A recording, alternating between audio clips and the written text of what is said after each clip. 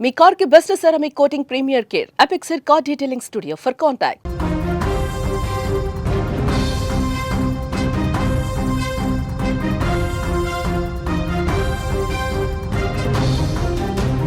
ఇటీవల పెరుగుతున్న రోడ్డు ప్రమాదాల సంఖ్య ఆందోళనకరంగా మారింది. ఒక రోడ్డు ప్రమాదం మరవక ముందే మరొక రోడ్డు ప్రమాదం వెలుగు చూస్తూనే ఉంది.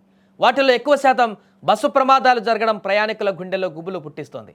నిన్న కృష్ణా జిల్లా గన్నవరం వద్ద రెప్పపాటులో ఓ ప్రైవేట్ ట్రావెల్స్ బస్సు ప్రమాదం తప్పగా అది మరవక ముందే గన్నవరం శివారులో హైవే పైన మరొక రోడ్డు ప్రమాదం ఇప్పుడు చోటు చేసుకుంది. విజయవాడ నుంచి శ్రీకాకుళంలోని పెళ్లికి వెళ్ళొస్తున్నటువంటి ఒక పెళ్లి బృందంతో ఉన్న బస్సు గన్నవరంలోని చెన్నై కోల్కతా హైవే పైన ప్రయాణిస్తుంది. గన్నవరం వే బ్రిడ్జ్ వద్ద ముందున్న లారీని ఓవర్టేక్ చేసేటువంటి క్రమంలో దాన్ని ఢీకొట్టినట్టుగా తెలుస్తోంది. ఈ ప్రమాదంలో బస్సు ముందు భాగం చాలా వరకు దెబ్బతింది. బస్సు డ్రైవర్తో పాటు బస్సులోని ప్రయాణికులు కొంత గాయపడ్డారు. ఇదే ప్రమాదంలో బస్సును కారు వెనక నుంచి ఢీకొట్టగా కారులో ప్రయాణిస్తున్న వారు కూడా తీవ్ర గాయాల పాలయ్యారు. ఘటనా స్థలానికి చేరుకున్నటువంటి పోలీసులు విచారణ చేపట్టారు. క్షతగాత్రులను చికిత్స నిమిత్తం ఆసుపత్రికి తరలించారు. అయితే ఎటువంటి ప్రాణ నష్టం జరగకపోవడంతో అందరూ ఊపిరి పీల్చుకున్నారు. ఇకపోతే ఏపీలో వరుస రోడ్డు ప్రమాదాలు ప్రయాణికులను భయాందోళనకు గురి చేస్తున్నాయి. ప్రయాణం చేయాలంటే ప్రాణాలు అరచేతిలో పెట్టుకోవలసిన పరిస్థితి వస్తుంది. ఎలాంటి వాహనమైనా కూడా ప్రమాదాలు మాత్రం కామన్గా కనిపిస్తున్నాయి.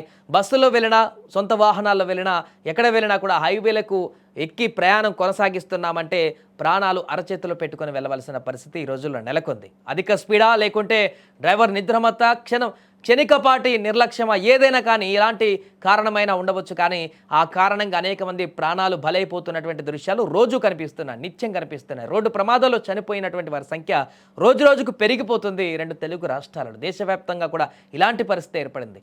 నేషనల్ హైవేస్లో ప్రయాణం కొనసాగిస్తున్న సందర్భంలో ఖచ్చితంగా ప్రమాదాలు జరుగుతున్నటువంటి తీరు ఆందోళన కలిగిస్తోంది.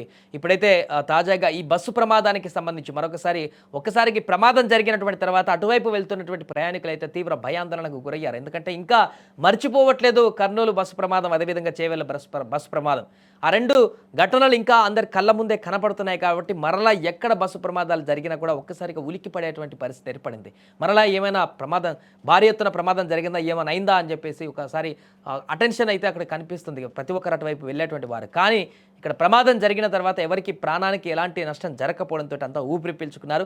గాయపడ్డటువంటి వారిని వెంటనే ఆసుపత్రులకు చేర్పించారు. ఈ ప్రమాదంలో బస్సుతో పాటుగా బస్సు వెనుక ఉన్నటువంటి మరొక కారు కూడా తీవ్రంగా దెబ్బతింది. ఆ కారులో ఉన్నటువంటి ప్రయాణికులకు కూడా గాయాలయ్యాయి. దీంతో వారు కూడా సేఫ్గానే ఉండడంతో అందరూ ఊపిరి పీల్చుకున్నారు. ఇక ఘటన పట్ల పోలీసులు అక్కడికి చేరుకొని ఎంక్వైరీ చేస్తున్నారు. ప్రమాదం ఎలా జరిగింది, ప్రమాదానికి గల కారణాలేంటి, పూర్తి వివరాలు కూడా సేకరించేటువంటి పనిలో పడ్డారు.